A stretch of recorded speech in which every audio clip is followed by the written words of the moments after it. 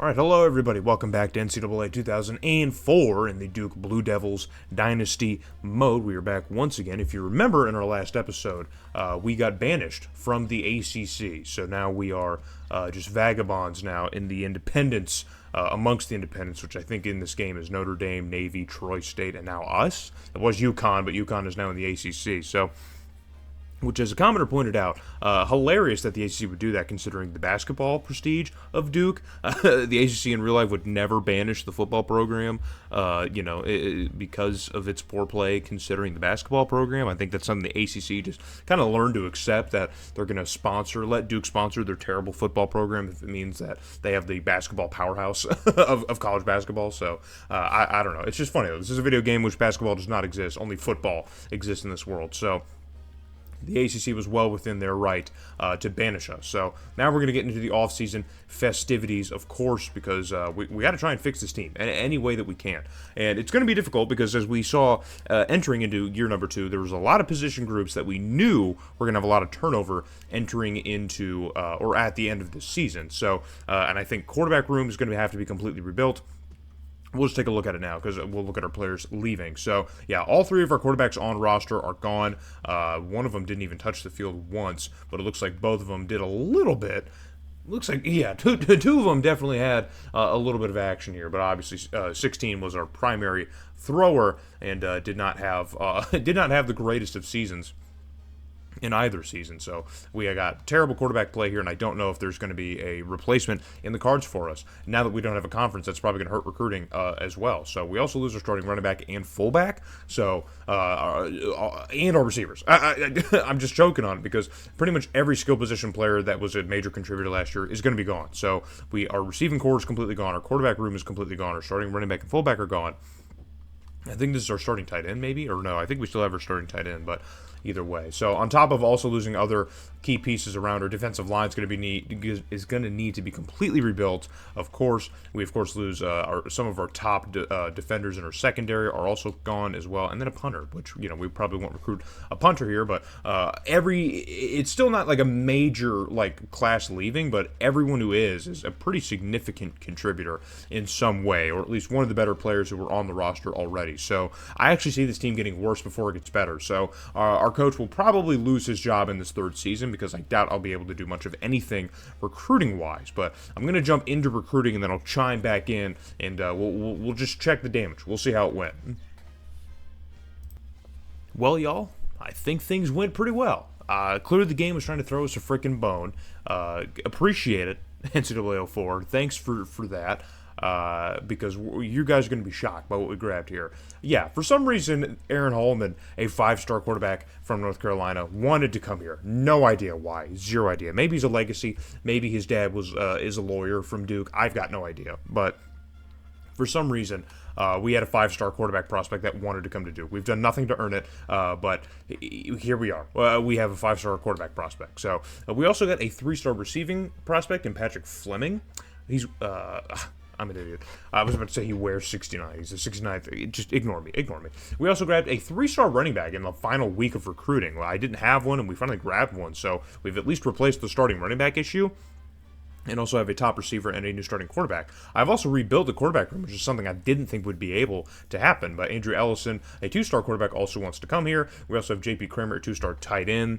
We got 2 2-star tight ends, so we actually should be able to fill out some positions with those 2 guys. And then we have J.J. Johnson, a 2-star center, which I was also able to grab. A couple of 2-star receivers down here as well. A 1-star quarterback, couple 1-star quarterbacks. Don't know if either of them will stick. And then we have another 1-star receiver. So I definitely went big on the skill positions because I don't really care how bad the defense is, as long as we can at least score points. So I think if we can at least have an offense that functions, because we can't have walk-on quarterbacks, we can't have walk-on receivers, we can't have walk-on running backs. We're just going to continue to go backwards with that philosophy. So I decided to go pretty heavy on the skill positions and the offensive positions to ensure that we at least are still competitive in one aspect of the team. Trying to split out the recruiting between both offense and defense, I didn't think was going to work. But I did throw some points at some defensive people, and I guess we will look at who we lost So I lost his 4-star quarterback to UCF. He wanted to come here, but he ended up staying in state and going to UCF. Things happen. And there was also another 2-star quarterback that went to Purdue. Not a big thing. Another receiver gone to UCF. Lost a 2-star quarterback to USF. And then lost another 2-star to Louisville. Another 2-star quarterback to UNC. There was a lot of quarterbacks who wanted to come. So the game clearly was trying to help us out. Since we had no quarterbacks on the roster, they knew that we wouldn't be able to fill out the depth chart if we didn't at least have an abundance of auto-generated quarterback prospects that wanted to come here. So they give us a bunch, and we lost out on a lot of them. Also lost out on this 2-star receiver to Georgia Tech. What are the other big ones I was looking at? So lost his fullback. I went after a couple 1-star fullbacks, but we lost one to Georgia Tech, and I think I lost the other one too. Lost his defensive tackle to Wake Forest. I was really in on him, trying to get him. 1-star tight end, but we ended up upgrading there, so it's not a big deal. Lost a 1-star to Maryland. Yeah, the other fullback ended up going to North Carolina. So yeah, I was in on 2 fullbacks since we don't have one, but I lost him out. So and then we lost another receiver to Wake Forest. A lot of the worst prospects I was looking at, we ended up losing in the end, and a lot of the higher ones. The only multi-star prospects that we ended up losing out on was this 2-star wide receiver Georgia Tech, and then a couple quarterbacks to various schools in Florida and whatnot. So, but I think we ultimately did pretty okay. So now we're going to look at the top classes because I'm very curious to see where that puts us. So, defending national champions in the Oklahoma Sooners still sit atop of the rankings, funnily enough. But we should hopefully, hey, we are inside the top 100. Look at there, we're 68, man, 68. So that's got to be a huge boost. We had 12 recruits, which is the big thing. I think we had 5 last year. So, huge boost on recruiting. The game is being an absolute bro to us, so I appreciate it. And then we're going to have to build a schedule somehow around this. So I'm not going to make a super cupcake schedule since I think we'll be better, but I still think there's a ton of holes on the roster, which we're going to get into after training and, of course, looking at the depth chart. So I don't think we're ready to turn a corner by any means, but I think with an easy enough schedule, we should actually be able to win a handful of games. So that's my outlook heading into this. But now we're going to get into the training results and see what the team really kind of looks like.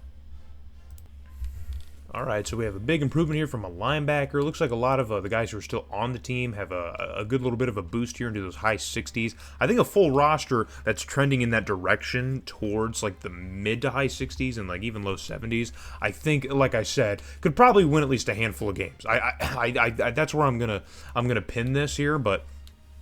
There's obviously still a lot of growth to be had here, and this is going to be the last season that we have with a lot of the returning faces on our team. So there's not a strong guarantee here that even after this year we'll be able to build much of anything with these guys gone. So that's a big thing that we're going to have to look at. And so looking at the cut players, I don't know if we'll have any players that we need to cut. No, we're still underneath, so we're going to keep it. We're going to keep everyone here, and then we're going to look at the depth chart. So that'll kind of tell us exactly what we're looking for here. You already saw that Holman's in 82 overall, but we're going to look at the depth chart and see exactly what this team is going to be capable of. Okay, so looking at the depth chart now, Aaron Holman, our freshman quarterback, who we just brought in, up to an 82 overall, or comes in as an 82 overall, and the other guys that we also grabbed are here in the 60s, so not a terrible look here. It's better than anything that Duke had when we started, so I think we're okay. Even once Holman's gone, these guys behind, and, what we'll be able to grab. But anyway, we're good with quarterback now for the foreseeable future. Josh Livingston was that 3-star that we grabbed here. He's up to a 69, so... Again, speed, not really a big thing that our team is working on here, but we have a good depth here at running back here, keeping a bunch of guys in the high 60s, so it's good to look at. Fullback is a thing. We'll just ignore it. Who cares? Receiver, we have, again, more mid to high 60s here. A kind of steep fall off once we get past Omari Smalley here, but all these guys are young, so except, of course, Quentin Jordan, who's a junior, but everyone else is still relatively young, so even the places that we're building here, it's going to take some time to fully flip over the roster to young people, but at least on offense, it seems that we are trending in that direction. So J.P. Kramer's our new starting tight end. We still have a senior behind him at 66. And then, of course, we have a 65 behind, so we have depth at the tight end position as well. On the offensive line here, we have our senior, 79, the left tackle. He's at a 75. At left guard, we have a sophomore, and Jonathan Juneau. He's back. He's up to a 67. At center, we have Chris Roundtree, who I believe we grabbed him in the last class. He's up to a 70. And then J.J. Johnson's our freshman, who we brought in at a 60. So hopefully J.J. Johnson grows a lot after the season to replace Chris Roundtree, because that's going to be a big hole if we can't replace it.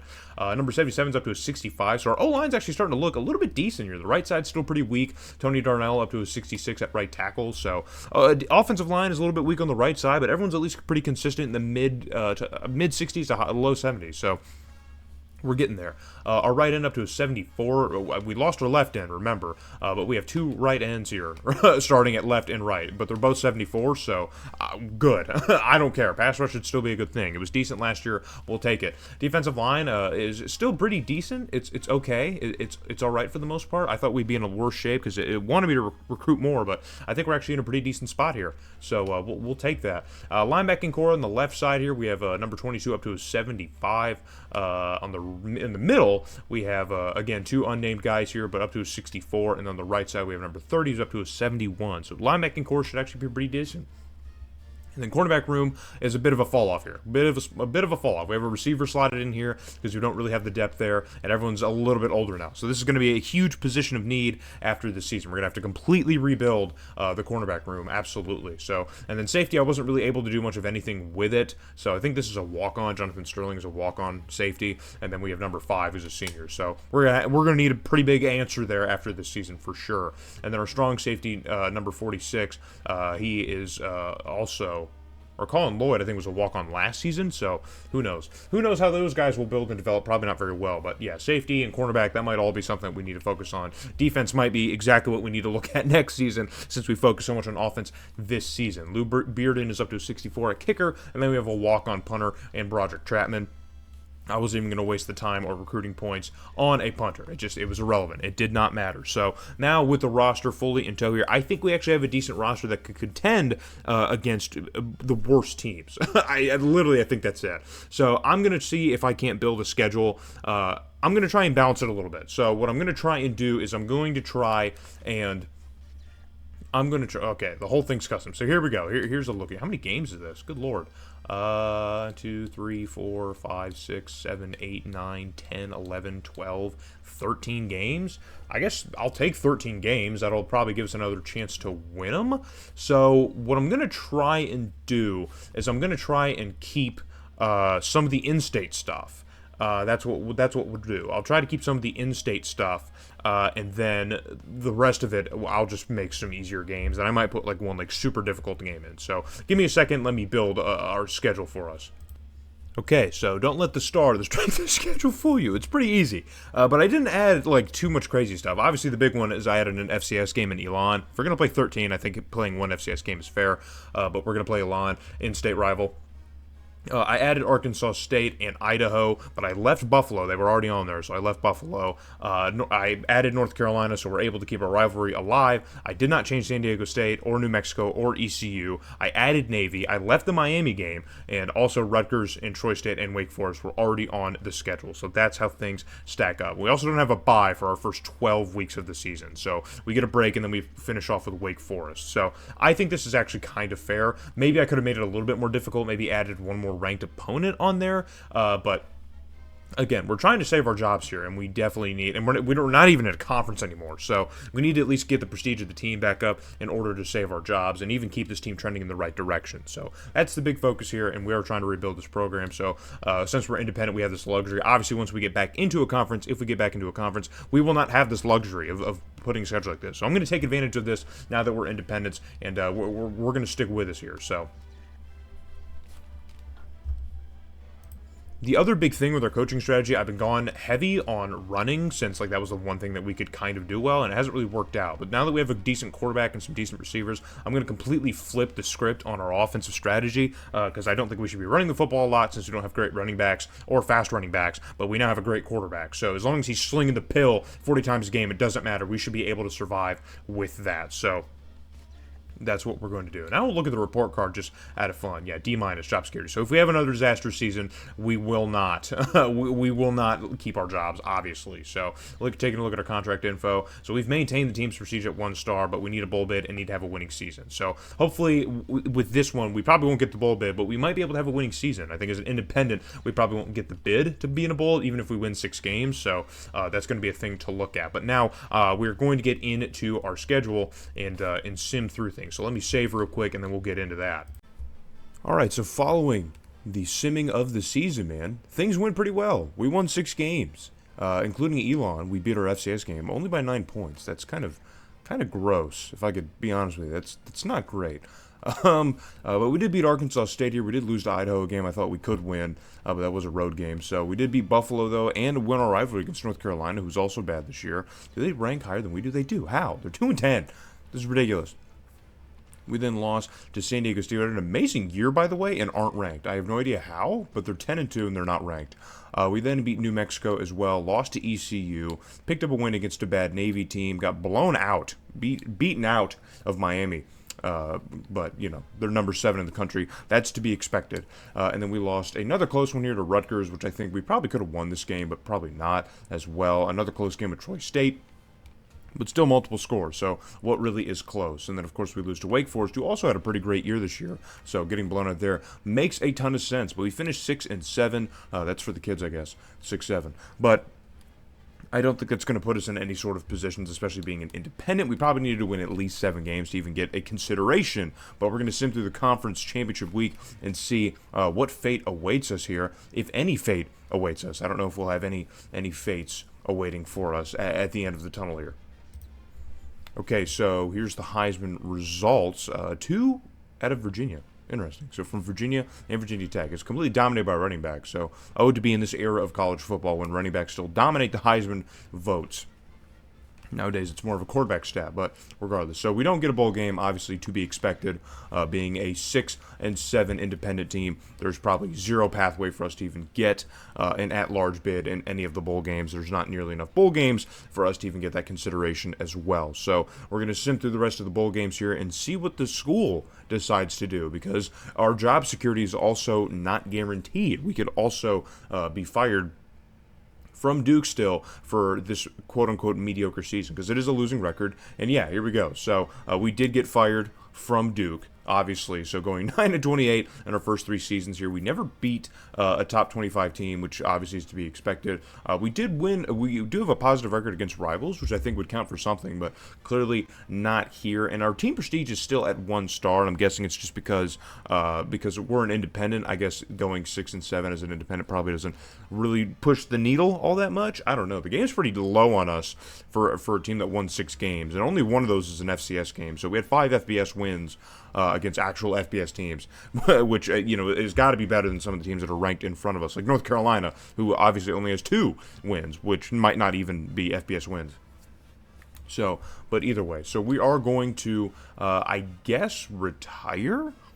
I'm going to retire and make a new coach, essentially. So we'll retire Jim Westin, man, because things are done. Things are done with him. So now we have to go and create a new coach here. All right, so in the ashes of the Jim Westin era arises Fred Kirk. Fred Kirk is now going to be our new head man. We got to find ourselves a job here, so now we have to scroll all the way down to the bottom here and find our beloved Blue Devils here. And this will give us a nice little look at all the teams. If we can find them here. Here we are. We're at 98. I guess we finished 98. But look at the teams around us here. So Bowling Green finishes 97, and they're 5-7. Utah State's only 3-9 in front of us at 95 somehow. Army's at 3-9. Look at this.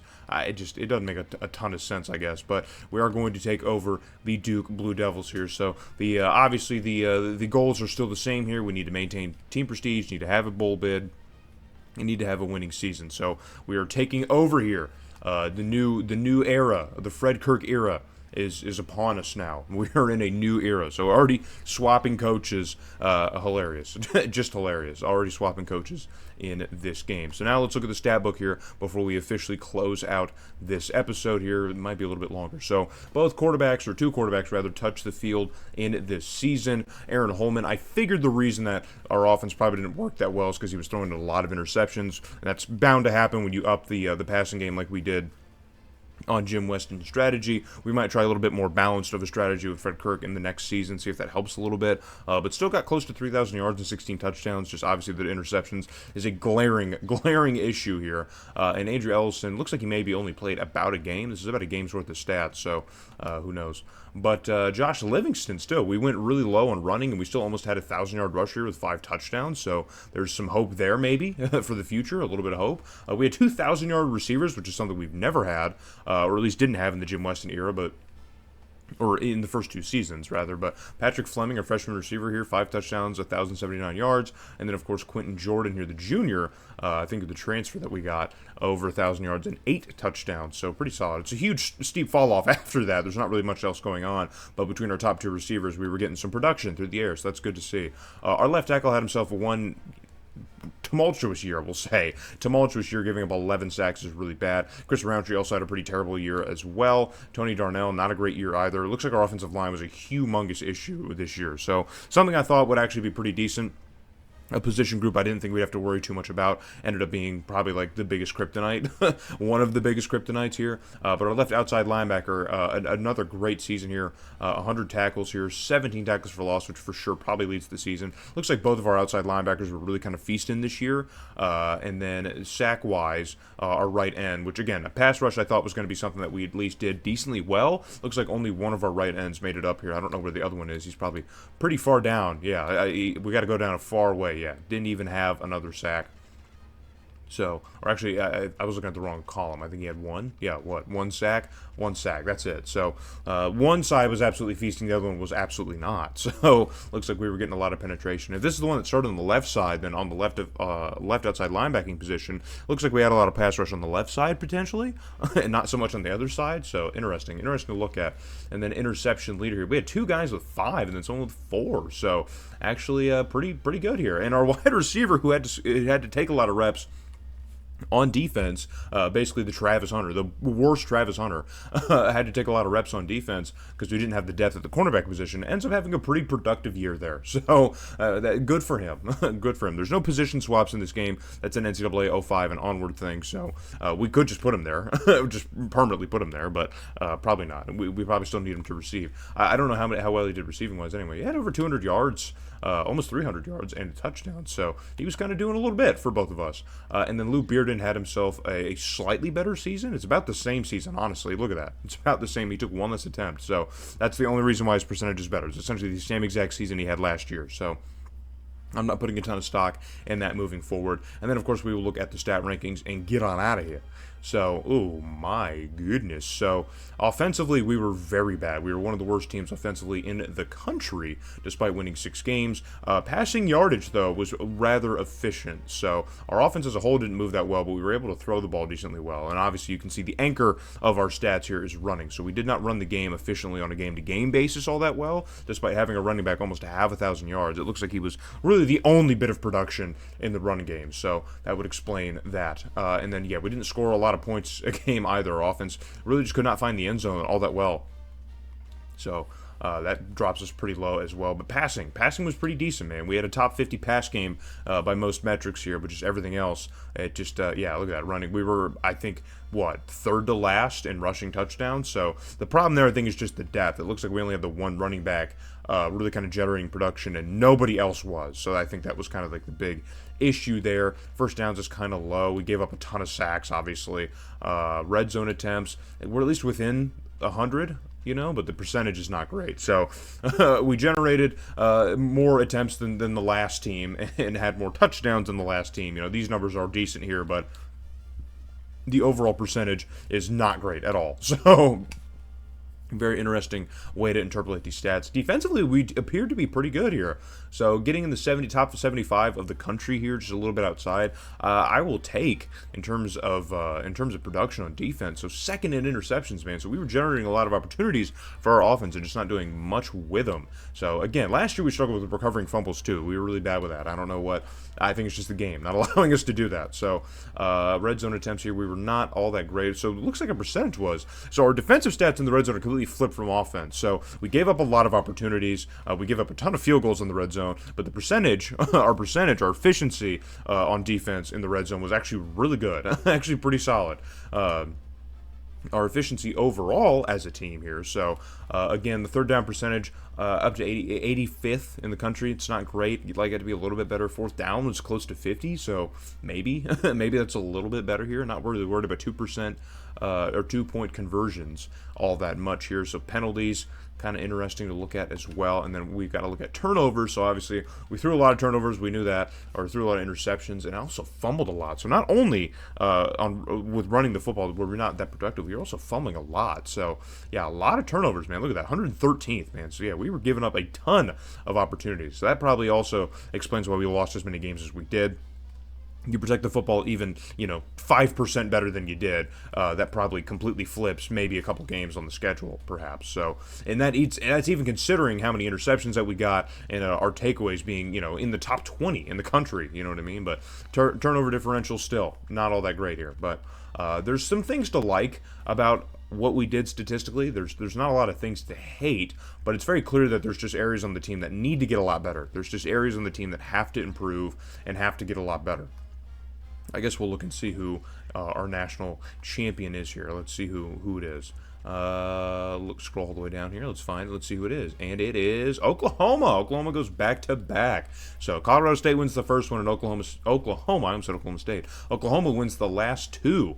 And it looks like Ohio State just missed out on it, man. And Miami didn't get the consideration. God, 43-0 in the Fiesta Bowl against UCLA. That's gross, man. That'd be historic. And people would never shut up about that. But either way, that's going to do it for this episode. I've already rambled for quite a bit. I had to record this video in two separate parts. I ran out of time yesterday before I had to leave to other obligations, and so now I had to finish it the following day. That's why you got Bills on Wednesday, and you're going to probably get two blue. I'm falling apart. 2 Duke episodes, probably back to back, or I might space them out a little bit. The schedule's kind of up in the air. I'm trying to at least get the final Crimson Tide episode up on Saturday, but I kind of want to do more with it editing wise, so maybe not. It might take a little bit longer. I'm not entirely sure what I'm going to do all with that video, but it either comes up Saturday or it takes a little bit more time. Hopefully you'll be patient with me here. I'm getting very busy as things are ramping up in my personal life, so trying to keep the videos as consistently as I can, but keeping up videos every day along with everything else happening is difficult. But thank you guys for your understanding, and thank you for continuing to watch this disaster of a series in which we've already been kicked out of the ACC and already lost a coach. So hopefully you stick with it here until we can maybe flip this team around. I don't know if it's possible, but we're going to certainly keep on trying. So thank you guys so much for watching, and I'll see you in the next oh my God, in the next Duke Blue Devils episode in NCAA 04. There, we got it. Next time I might get on the first try. I doubt it.